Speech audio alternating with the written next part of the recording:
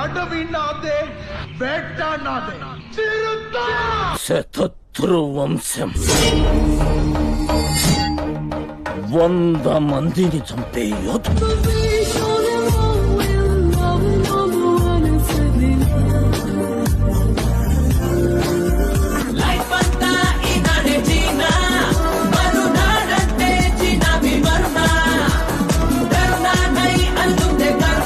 నీ స్నేహితుడు ఎవరో తెలిస్తే నీ క్యారెక్టర్ తెలుస్తుంది.